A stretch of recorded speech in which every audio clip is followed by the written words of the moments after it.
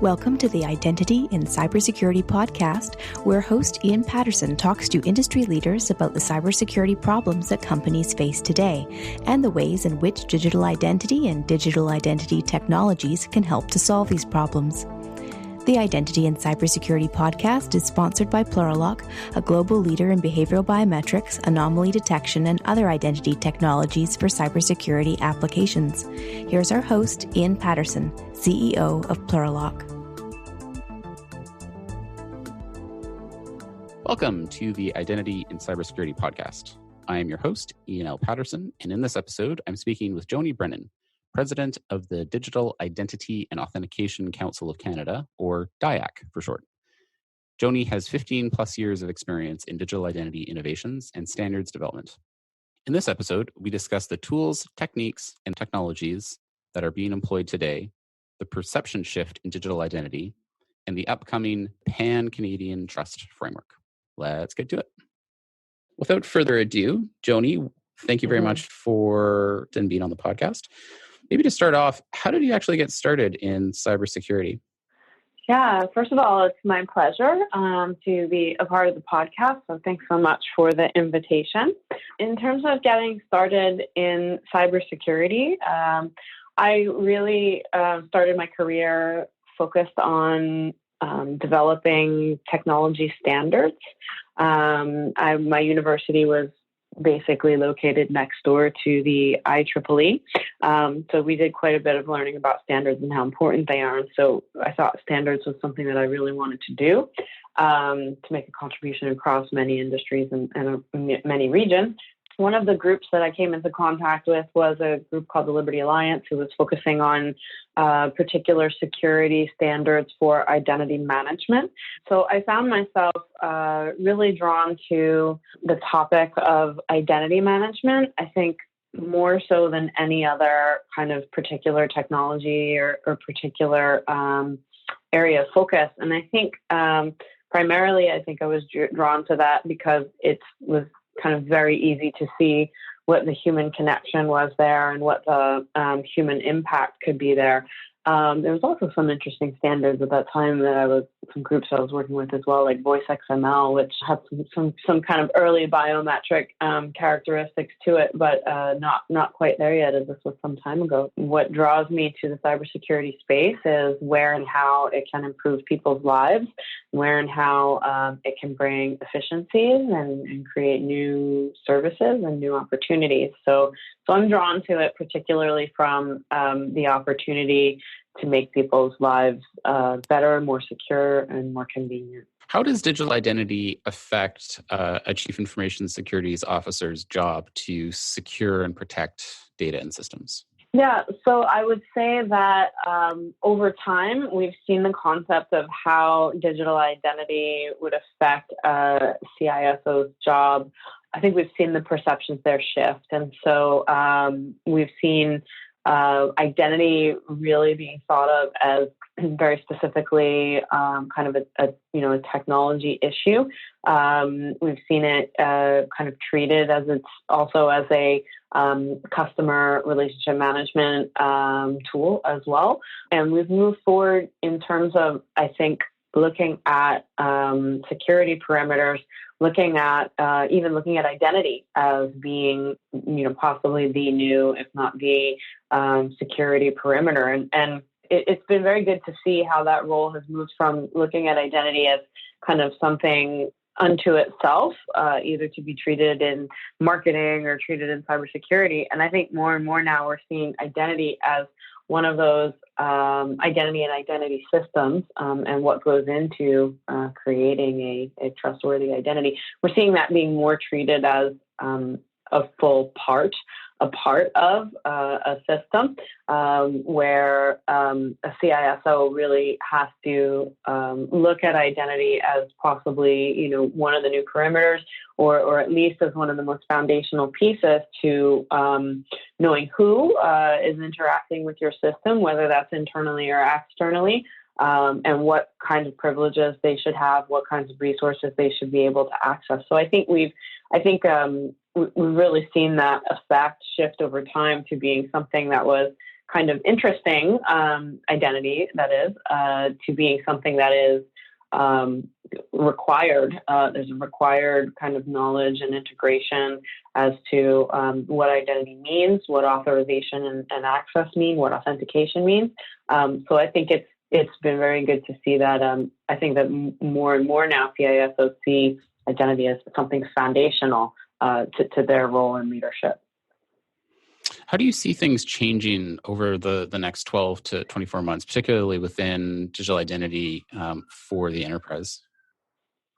Yeah, I think that over the next 12 to 24 months, we're going to see more shifting of focus and more maybe fine-grained focus on data and access to data, the ability to verify data, and kind of what is the role or the liability of a actor within a system with regard to that kind of verification of data. So I think in terms of the enterprise, depending on kind of what that enterprise use case is, I think we're seeing shifting more and more to the recognition of the need for this space when you're trying to onboard, provision, and deprovision new employees, new partners, new collaborators, and also not only the ability to verify those new partners, those new staff into your ecosystem, also being able to have some verification about who they are, what their reputation is, that they have a history of trustworthiness, to operate at different levels of assurance, different levels of security within a system. So I think what we're going to see is definitely an evolution around kinds of data, whether that's evidence of your identity or whether that's evidence of your behaviors or whether that's different kinds of data. We're going to see them, I think, that data being more and more classified into different kinds of data that can be accessed in different ways. And so I think what we're going to see is, as we're seeing already, more and more kind of push up with what kinds of systems exist today, what kind of data exists today, where that data exists today, and then what is the appropriate use and who decides what's the appropriate use of that data.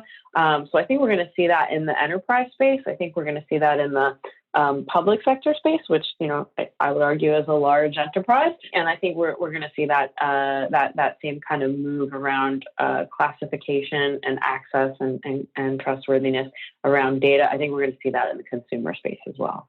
So given how much work you do within standards bodies, and particularly, we were talking just before the call about your very busy trade show schedule.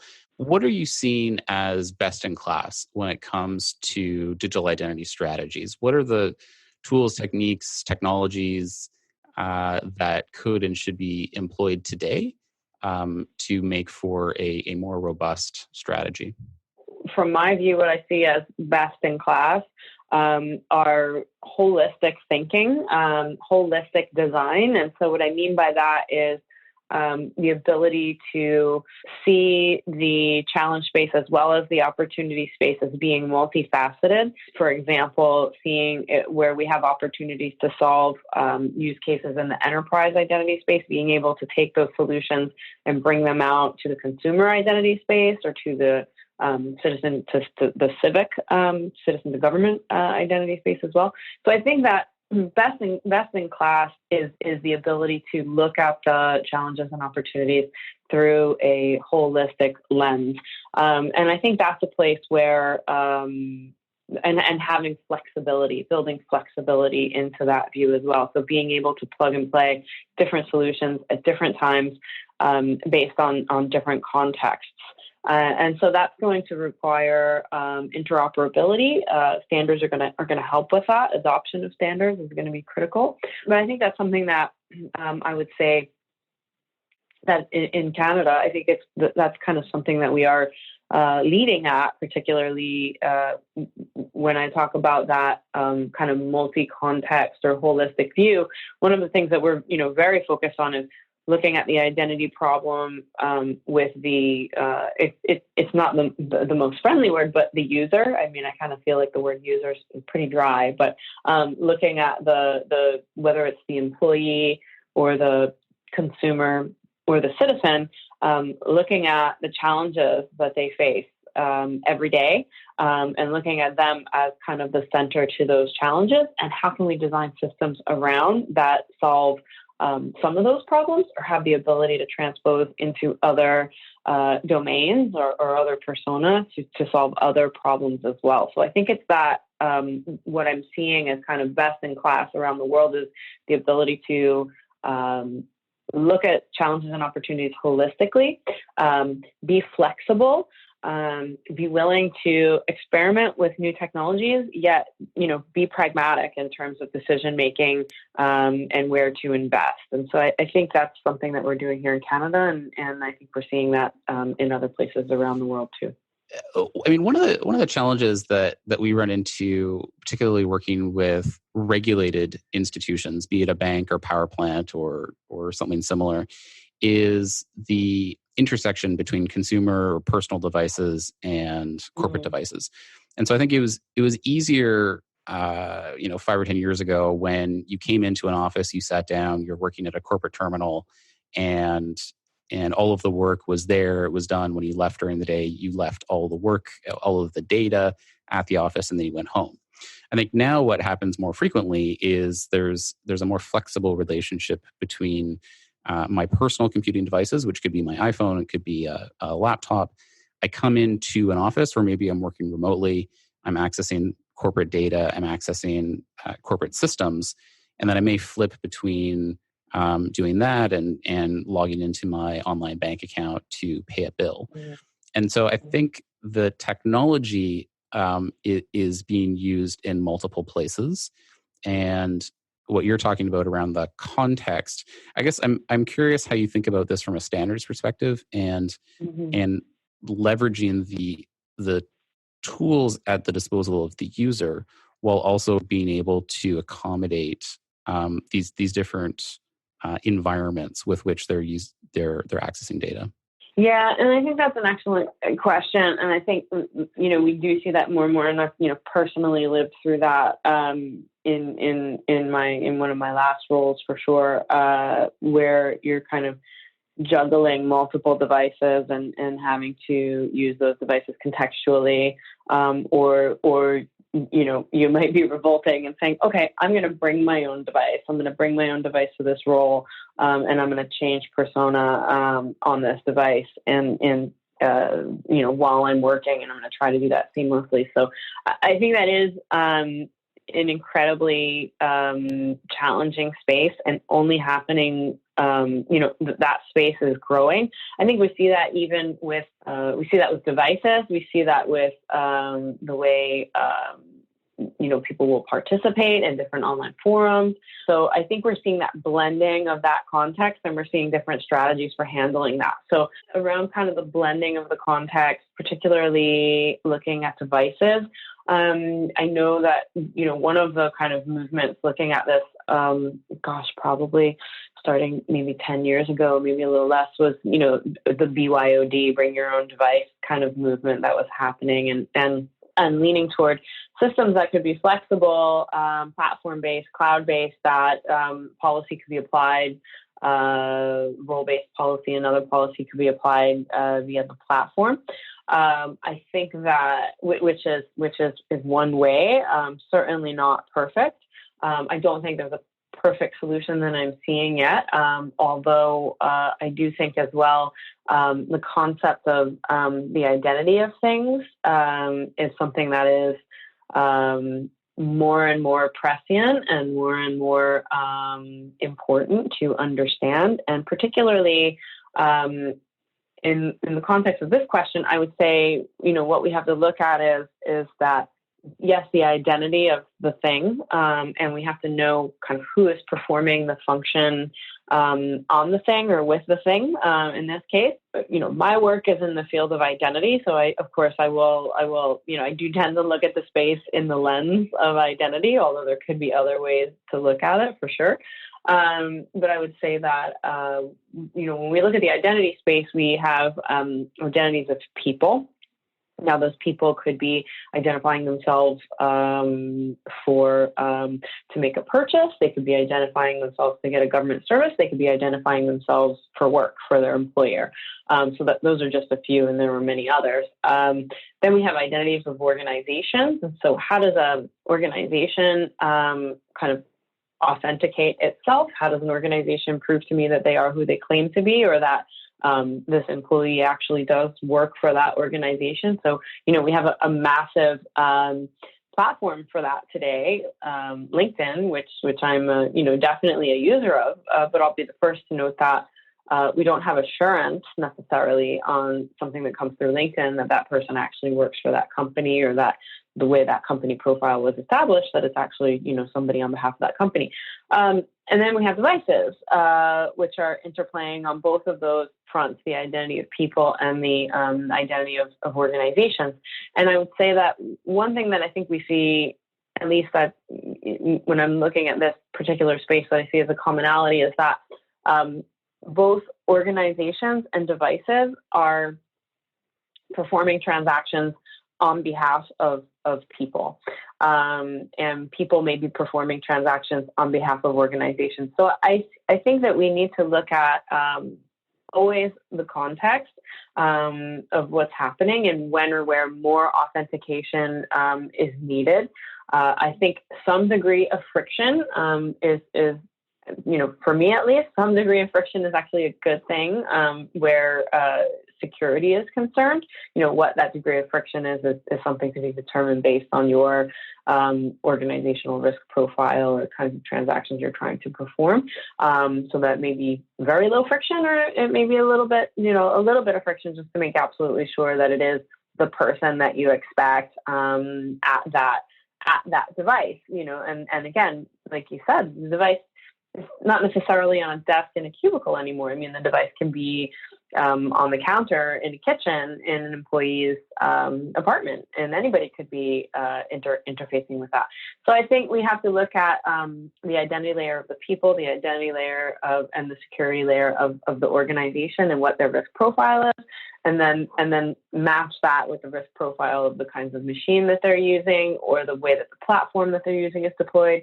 And then we definitely, I think, would want to layer in, again, contextually, different types of authentication, different needs for authentication, depending, again, on the risk and the context of what transactions are trying to be performed. And so maybe a little friction is good there, or maybe no friction at all. But I think that's all has to be, context really is the key priority, I think, to look at context and risk when you're deciding what kind of authentication or how strongly a person or a device or an organization needs to be identified. I'm wondering about identity portability within, within this concept of BYOD, because historically we've had multiple sources of truth for who is the person, and so going from a consumer environment and then going into a business environment, I have my Gmail account that says, yes, Ian is Ian, and here's all of Ian's email. And then as soon as I go work at a corporation, then we have an Active Directory instance somewhere that says, here's Ian's record. And the relationship between that Gmail account and the Active Directory instance at the corporation is there's not a strong relationship there, right? They're distinct and they're separate. Right. But I'm wondering, because we now have this device that sits in our pocket and we can open the phone with fingerprint biometrics or facial recognition, or we throw a PIN code in there, and that it has such good contextual sensors. It knows my location. It knows the ambient air temperature, humidity. I mean, there's all sorts of things. I'm just wondering if we get to a point where, from a standards perspective, we can have enough trust in that device in our pocket where we say, well, we actually don't need a centralized management or store of corporate identity, we can just leverage the fact that everybody has these devices in their pocket. Because so far, it does seem that most standards are still assuming that there's going to be a corporate master record somewhere. And I'm wondering if we're going to change that at all. Yeah, I think that's kind of maybe coming back to the trends that we were talking about. And I think it's coming back to, at least from my view, what I think we're going to see in the next, in the time ahead around this space. And so, when we're looking into the crystal ball about where the space may move forward, one of the things, that I really believe is that we're going to be focusing more and more on data, the integrity of data, and who has access to data and for which purpose.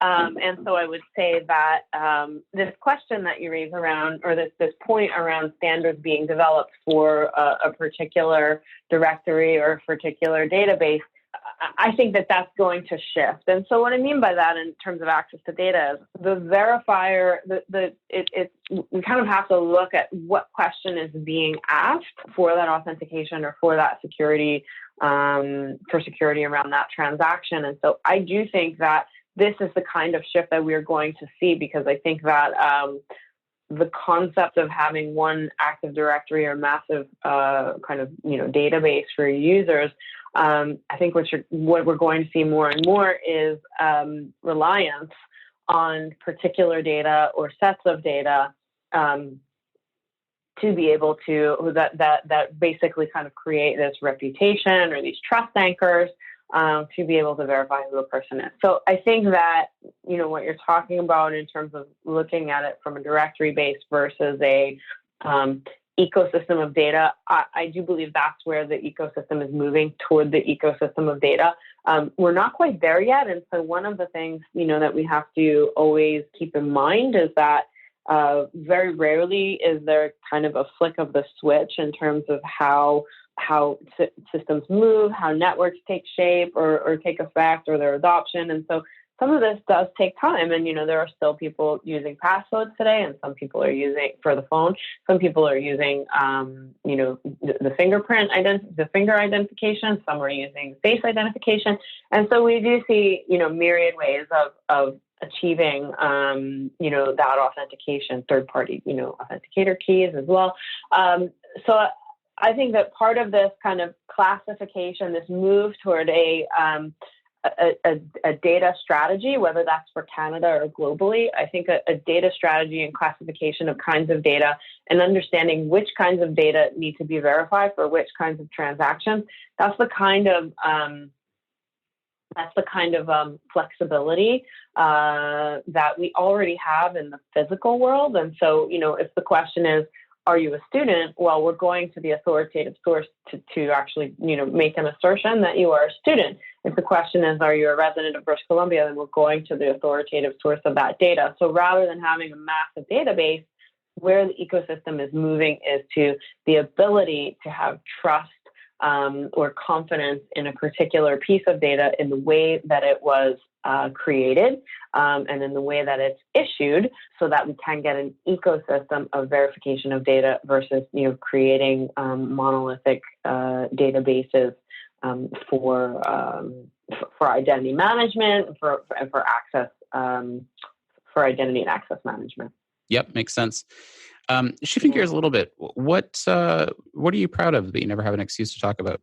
What am I proud of that I never have an excuse to talk about? That's a fun question. I'm an immigrant to Canada. I'm pretty proud of that. So but I probably say that every chance that I get, because I feel very lucky to have been able to come to Canada and work on something that is so very important for our digital today and our digital future. But something that I kind of don't talk about is that I used to be an emergency medical technician, and my job used to be to climb into the windows of crashed cars and stabilize people who were hurt and have, through the jaws of life, cut the cars open so that we could, get people medical attention that they needed. So I was pretty proud to to play that role for a number of years, and I'm a very service-oriented person. So, I think anytime we can help make people's lives better or help people who are in need, whether that's an emergency, like being an EMT and being part of a first aid squad, or whether that's, the long game of helping us to truly become a digital Canada, I'm proud of service. I'm proud of trying to help people's lives improve. That is amazing. One of the things that I see quite a lot about, especially on Twitter, is stress in cybersecurity. Given your background with emergency situations, what advice do you have for people to de-stress in an otherwise stressful situation? Yeah, I think that's such an important question, but I think, dealing with stress is something that we all have to focus on and really prioritize, because we have to be at our best to help contribute to whatever our mission is and what we're trying to do. So in terms of dealing with stress, I think that always taking a step back, remaining calm. I think, even looking at the first aid kind of topic, the first thing that we would do is kind of survey the scene and then decide what we needed to do next. And so I think being able to take a step back from the stress or from the emotion, survey the scene, understand what the landscape looks like, and why it looks like, hopefully why it looks that way. Then kind of planning your next steps from there. I think it's always good to really remain calm. And then a little further, how to do that. I do think some good exercise, meditation, enjoy some art, enjoy some music. I do think we have to, contribute to our own well-being. And, there are different ways people like to do that, eat good food, cook good dinner. So I think there's lots of ways that people can do that. They need to decide what's right for them. But, take care of yourself, invest in yourself. And when that emergency does arise, because it will, breathe, remain calm, take a step back, and look at the situation, and then determine your next steps with some trusted advisors, and just keep marching forward from there. Where can people find out more about DIACC, about Pan-Canadian Trust Framework, the things you're working on, how do you support? Yeah, thanks so much, Ian. People can find out more about DIACC at DIACC.ca. You can find out more about the Pan-Canadian Trust Framework, which is a one-of-a-kind framework bringing together the public and the private sector to solve these identity challenges and opportunities that we talked about. And we are a member-driven organization, so we encourage all kinds of organizations of all sizes, whether they are Canadian or international. The work that we're doing is meant to have global influence and global impact. So organization who would like to get involved or would like to collaborate with us, just please reach out to us. We're also on Twitter at MyDIACC, MYDIACC, and we're on LinkedIn and all the other platforms. So get in touch. We love to communicate. We love to collaborate. So we'd love to hear from you. Awesome. Joni, thank you so much. Thank you so much, Ian. It's been a real pleasure. And thanks so much for all of your contributions and what you guys are doing at Plurilock. We're really proud to collaborate with you. Thank you for joining us today on the Identity and Cybersecurity podcast, sponsored by Plurilock. Join us again next time for more insightful conversations about cybersecurity and digital identity in today's hottest industries. To learn more about behavioral biometrics and other advanced identity technologies, visit plurilock.com.